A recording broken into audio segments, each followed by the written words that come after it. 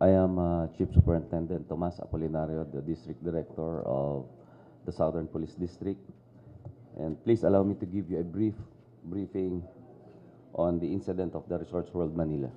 My briefing will cover uh, two areas. First is the chronology of events, and the second is the updates of the investigation.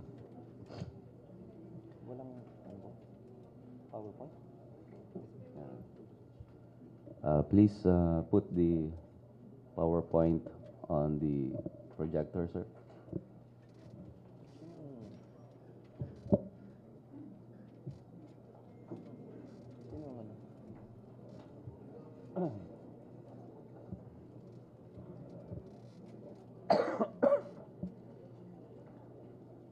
Sir, I will forego the briefing on the background of the suspect since this was already discussed by the Honorable Chairman, and I will go directly to the chronology of events.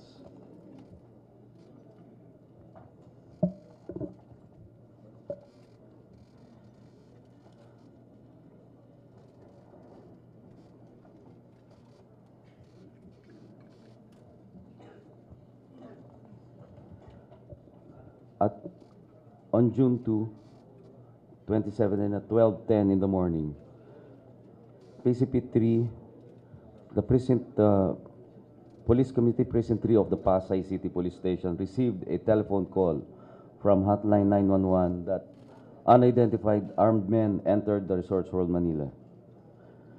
Immediately, PO1 Francisco, who received the call, informed his precinct commander, Senior Inspector Vicente Barameda, who responded right away to the Resorts World Manila using the patrol car, tourist patrol car, and 5 motorcycles with a total of 1 PCO or Police Commission officers and 11 PNCOs.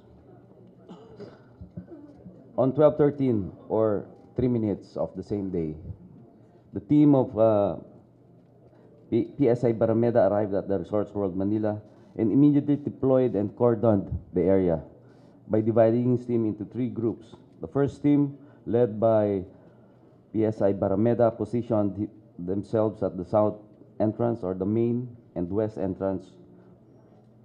The second team was positioned at the east entrance or the car park entrance.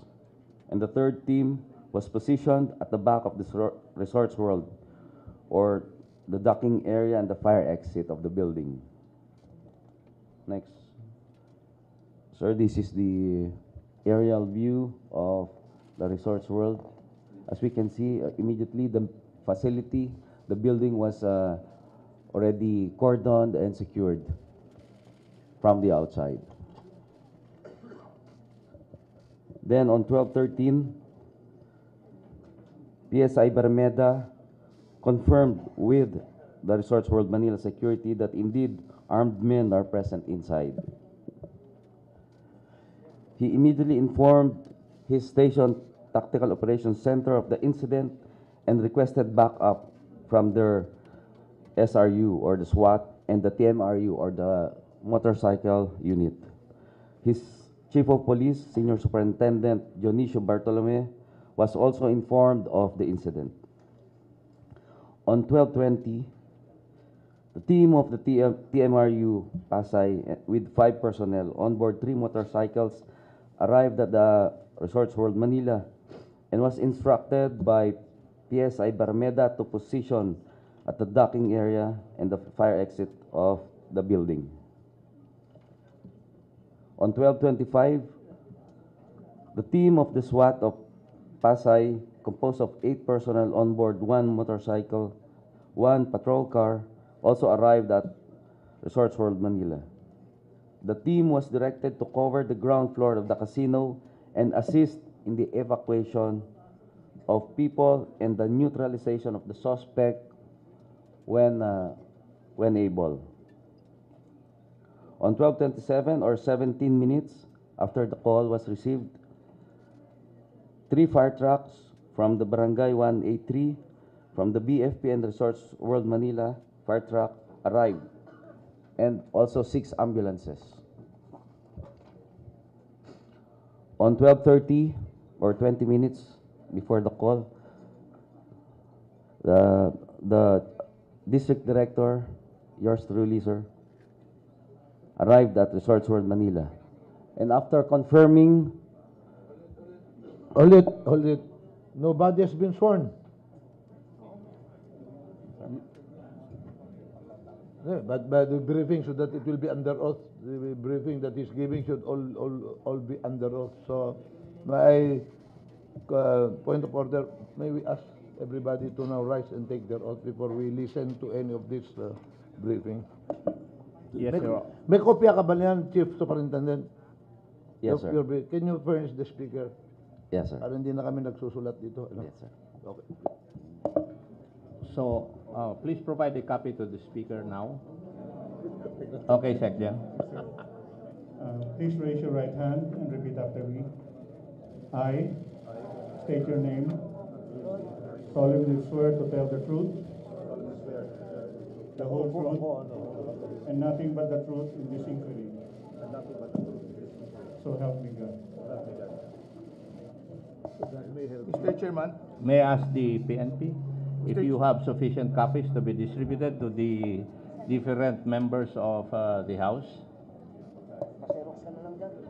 Sir, we will have it reproduced, and before the end of the, as soon as possible, we are going to give a copy to all the members of the Congress, sir.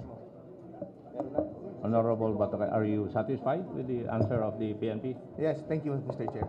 Thank you. Mr. Chairman, Yes. to expedite proceedings, may I move, Mr. Chairman, that all those resource persons who may be called to testify but have prepared their written statements submit their statements now for reproduction of sufficient copies, so that even prior to their turn being called to testify, the members are already equipped with copies of the statements of resource persons who are supposed to be called.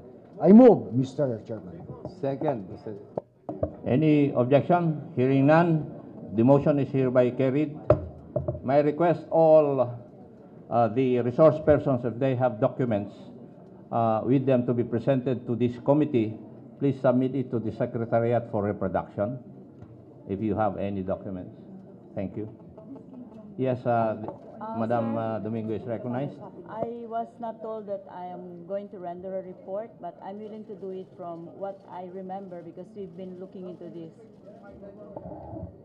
I do not know that I have to prepare a formal report, but I'm going to prepare one and give it to you after the meeting. But I am willing to speak of what we have learned so far, including our visit and our viewing of the video clips of the video in Resorts World yesterday.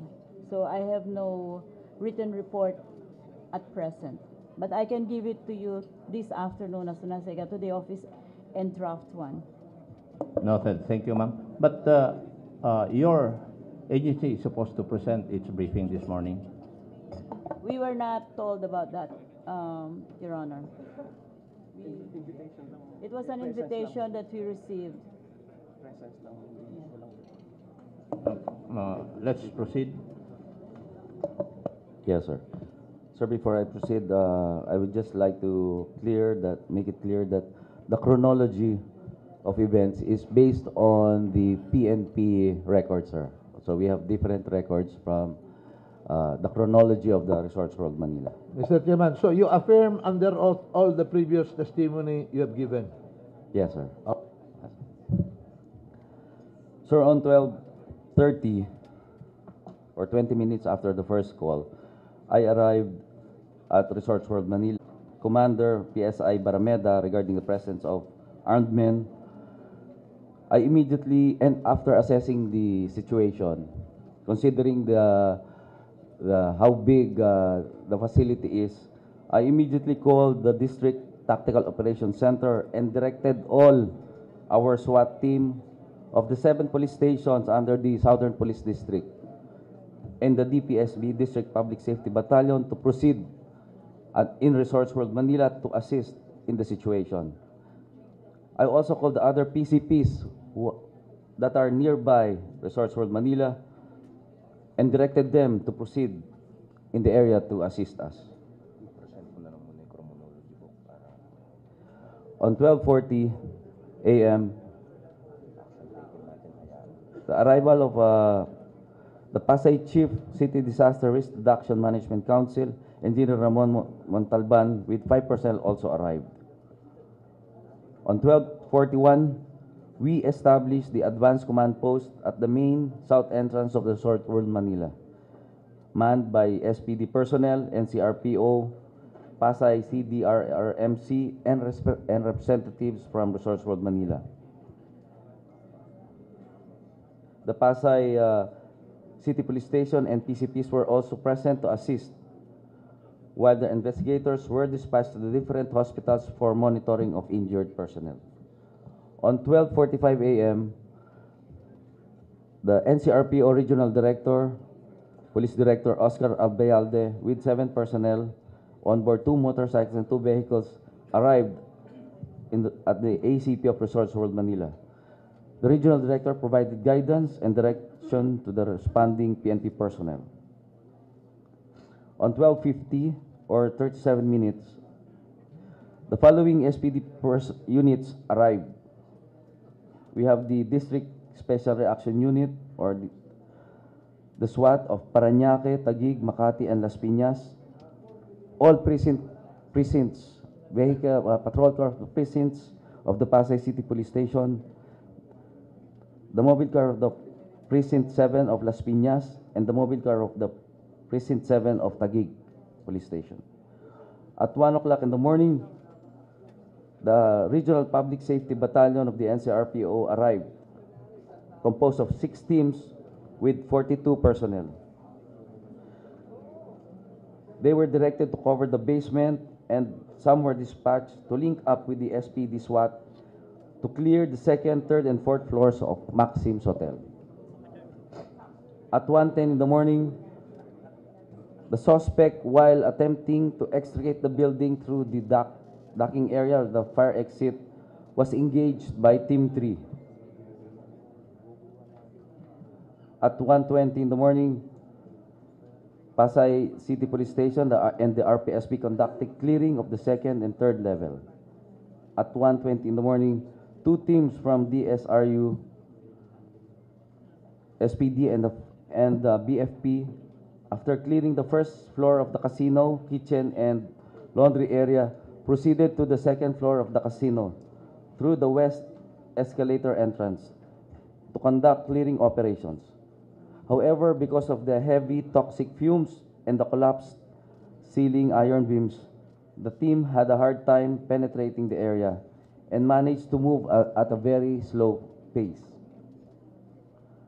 Also, at the same time, a male person was found lying about 5 meters near the escalator, and he was turned over to the BFP. However, after checking the vital signs by the BFP, the male person was found to have no pulse. The members of the team continued to knock at the doors and shouted for anybody trapped in the area. However, there was no response. At 1:27 a.m., AFP uniform contingent arrived, composed of 4 teams or 32 personnel on board 4 AFP trucks. At 1:44 in the morning, PNP personnel and Resorts World Manila personnel manned the abandoned CCTV room located at the upper 2nd floor. The suspect was seen roaming in an unidentified floor at Maxim's Hotel. A redundant CCTV room was also activated at Remington Hotel, manned by Resorts World Manila personnel and the PNP. At 1:50 a.m., the suspect was seen roaming at the 5th floor of Maxim's Hotel. He entered room 510. He took out linen and burned them at the hallway. The SWAT of SPD, the RPSB, and Pasay SWAT, as well as the Parañaque SWAT and Resorts World Manila security personnel as guide, were dispatched to locate and engage the suspect at room 510. At 2:20, The chief PNP arrived at the scene and gave directive to the SAF personnel. At 2:30 a.m.,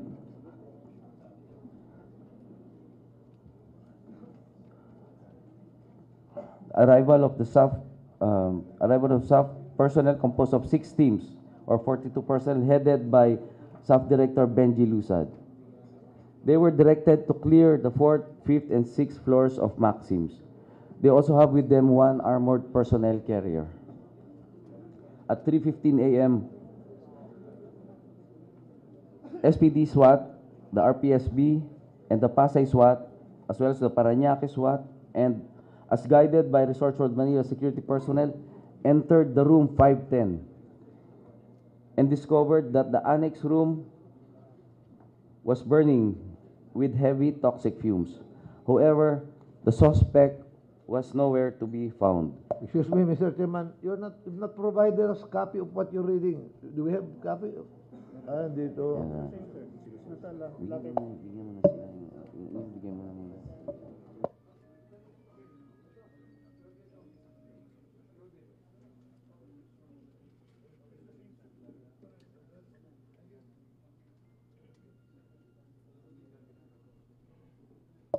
Yes, sir. Mr. Chairman. Mr. Chairman.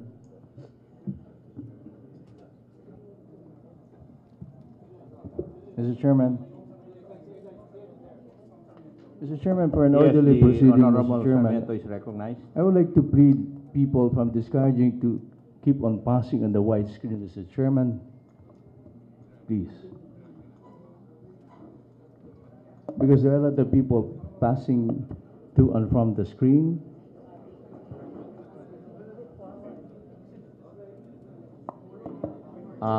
May I remind everybody not to pass or to cross the screen as this briefing is being conducted.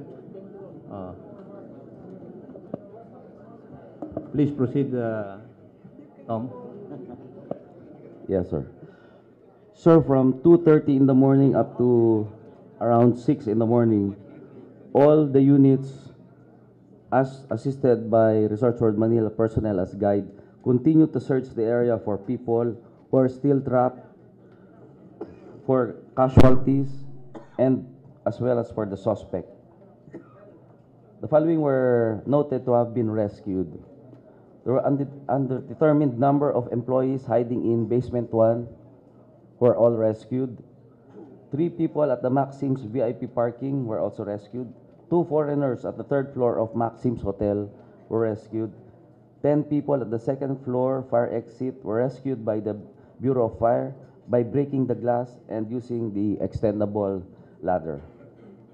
At 6:20 in the morning, SPD SWAT and Resorts World Manila Security discovered the charred body of the suspect inside the burned annex room of room 510. At 8:14 in the morning, the team of the Southern Police District SOCO arrived. At 8:35 a.m., the Veronica Funeral Service arrived and lifted the cadaver of the suspect. And from 9 in the morning up to 6 p.m., the joint SOCO Pasay investigators, the Bureau of Fire, as assisted by Resorts World Manila Rescue and MMDA Rescue, continue to retrieve the casualties and place them at the 2nd floor of the mall entrance of the casino for processing and identification. Simultaneously, processed cadavers were picked up by the Veronica and Rizal Funeral Homes for autopsy. Sir, that is the chronology of events as documented by the PNP. We will now go, sir, to the updates of the investigation.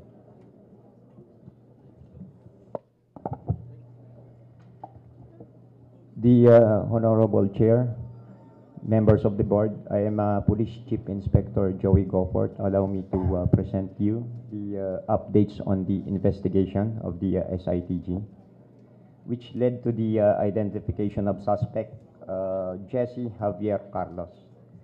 The case was cracked wide open when the members of the SITG was able to locate and identify the driver of Toyota Avanza who picked up suspect Jesse Carlos at San Lazaro Street, Manila.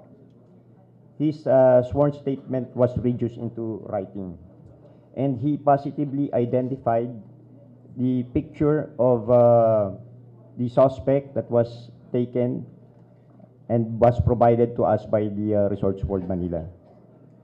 We also had the statement of Nanilo Cadalo, who is the pump attendant at Sea Oil gas station, which is adjacent to the residence of suspect Jesse Carlos. He positively identified our subject as the same person who bought 2 bottles of 1.5 liters of unleaded gasoline.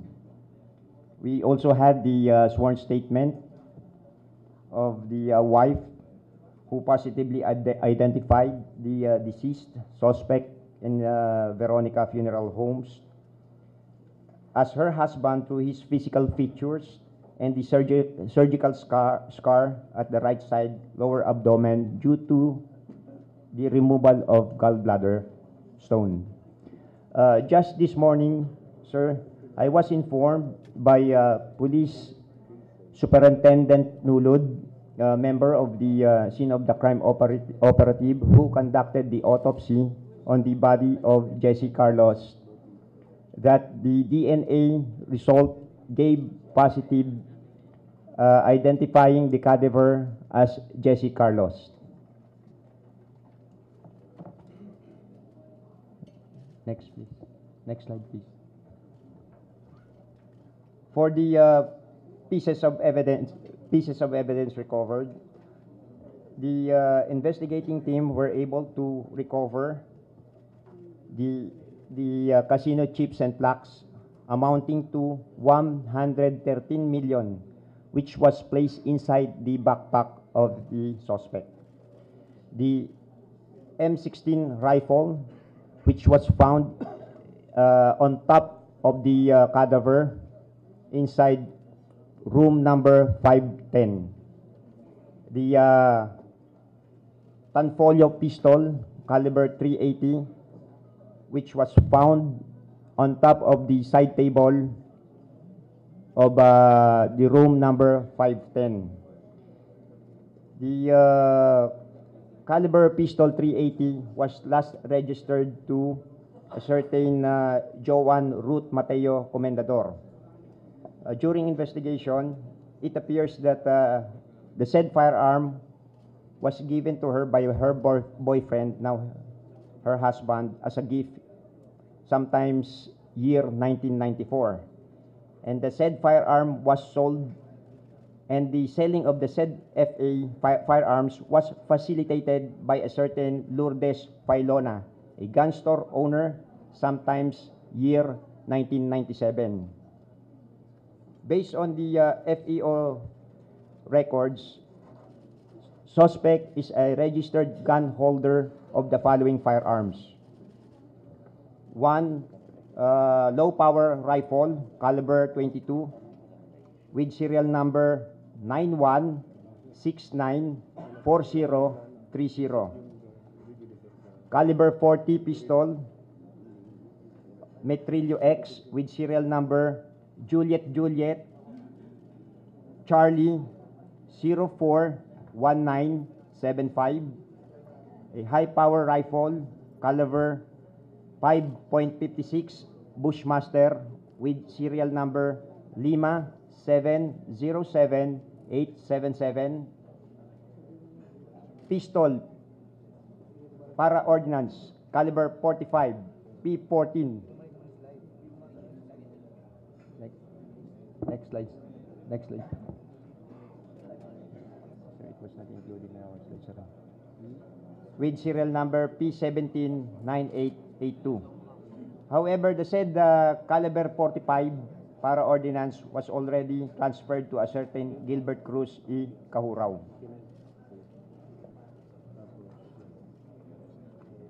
The following are the pieces of evidence that were recovered. The burnt clothing of the suspect, which was found inside room number 510. The cartridge casing and one fired bullet of caliber 5.56 recovered inside the room number 50. 20 pieces fired cartridges casing at the hallway of 5th floor. The sling bag and boxes of ammunitions at the baccarat table. Next slide, please. As I have said, sir, the result of the DNA gave positive result. Mr. Chairman, while we are interested to hear further report from the gentleman, this representation is constrained to interject at this point in time because I think what he is testifying now is immaterial. What we need to know is whether or not he is connected with certain group that we could ascribe as terrorists, not the DNA. He has already been identified. What's the use of DNA?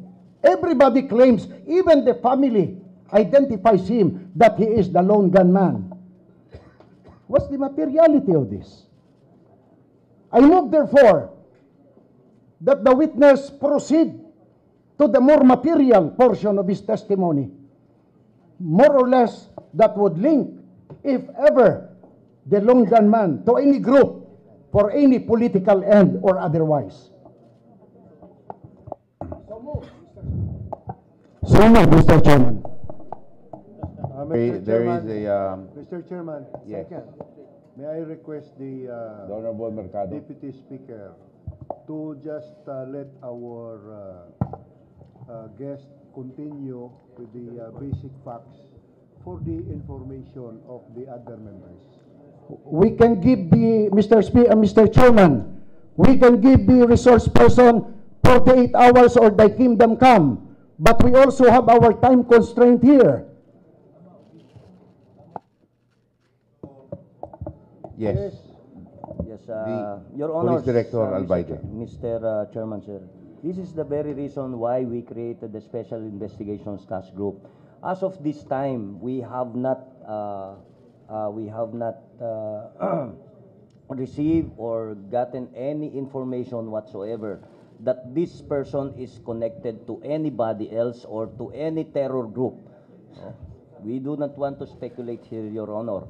So as of this time, we are still conducting the investigation. We have that's the main reason why we created the special investigation task group to look deeper into his profile, to look deeper into this incident. So please give us time also, Your Honor. But as of this time, I can assure these committees, these august bodies, that we have not unearthed any information whatsoever that he is connected to any terror group or he is involved in any terrorist attack. Mr. Thank you, Chairman, Your Honor. Fariñas is recognized. I request my good friend here to withdraw the motion and let us proceed with the briefing. There is a, I will try to bear okay, the agony of immaterial testimony, Mr. Majority Leader. yes, so please continue for those that still would like to be clear on the investigation conducted by the PNP. So please proceed. To continue, sir. Sir, we had subjected macro etching and ballistic exam of the recovered firearms at room 510, and we are still waiting for the official report of the autopsy. Next slide, please. Sir, we are still waiting for the incident escalation management or the protocol to determine if the handling of incidents were followed properly observed, particularly the deployment of equipments of security guard as well as the contingency plan. and the Bureau of Fire Investigation report. Next slide. That ends my presentation, sir.